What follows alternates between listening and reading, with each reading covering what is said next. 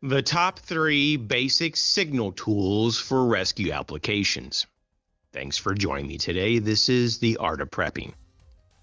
I wanted to do this video, especially in a casual form, to just kind of make you aware of what I would consider the top 3 most basic types of tools out there to give you the biggest bang for the buck in terms of helping you signal for rescue in worst case scenarios. Now, the first 2 are very basic, and I think you would agree that they are a win-win. But the third one is debatable if it's the most basic out there, and it probably isn't. But in the modern day, it definitely qualifies as a very simple form of signaling. But I'll give you 2 additional, more basic versions. They do some of the similar things to some degree, so stay tuned for that. But the first item would be a whistle, and not just any whistle. This is going to be a storm safety whistle, the loudest commercially made whistle in the world at about 120 decibels. It's amazing. Now, I don't own this one in particular. I do have plans on getting one. They don't cost very much at all. They're like between $5 and $7 typically, but definitely under $10 at most places. But I do own the little brother called the Windstorm. And I can tell you, though, it's just a little bit smaller, and it's just a little bit less loud, but it has tremendous output, so much so that it literally will hurt your ears. And you will have ringing in your ears for up to an hour.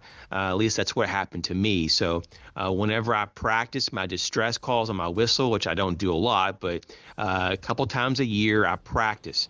And I put ear plugs or over-the-ear muffs just to protect my ears. These are amazing devices, and these do not have peas in them, so they can't freeze. They are awesome underwater. You can use them. Divers actually use these. There's a whole litany of search and rescue departments, police departments, Coast Guard, you name it, fire departments that use this whistle. And you can see there's a list here of just some of the highlights. Once again, if there's more information that you'd want to read on these items, then and you can actually read on the screen here, because I know the screen's going kind of fast. Feel free to pause the video and just kind of read further about each of these items if you desire. So I made the video go a little bit faster because of a lot of requests to have shorter videos. Now, I had a couple requests to do longer videos, but I had more requests for shorter videos, so the majority won. Sorry. Now, the second item is the SI Howard Glass 34 signal mirror, a very high-end glass mirror. Unlike the polished plastic versions, you get more range with this.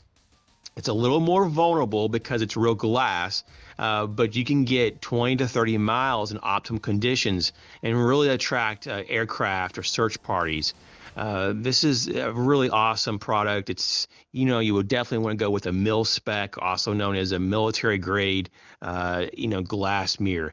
Now, during the day, you could use the signal mirror, but at night, you don't have any sun. So what are you going to do? And now, there's 2 options here besides this strobe. You could definitely go with this ACR Firefly Pro LED strobe during the day or night. In particular, the night would really do well. But some people are going to say, well, that doesn't sound very basic. And so in the modern day, though, this is very basic, because when we go to part 2 and go into advanced signaling devices or communication devices in particular for rescue applications, you're going to see that this is just very, very low tech. But in terms of other options, I'll give you 2. It could be a fire starter. Whatever you would consider a very reliable means of making fire. It could be a ferrocerium rod, maybe it's a lighter, but whatever it is, to create fire for signal fires during the night, maybe even during the day. You could even use smoke techniques, especially during the day, to help you. Or you could go with a panel system, a very brightly colored or a reflective type of panel. It could be a signal flag. It could even be various types of survival blankets with the Mylar, very reflective. those are options. But on this, though, this particular LED strobe device, it's very compact, has very long run time. It is very affordable. Typically, you can get them around $50. There's different kinds, though. Some are made to activate when you hit water. So if you're on a boat, those would be awesome. And some of them are just land-based that don't have all the extras. And so this, though, would be a great kind of a companion to the signal mirror. And so you pair that with the whistle, so you can have some type of noise output to grab someone's attention, and you got a nice little package there.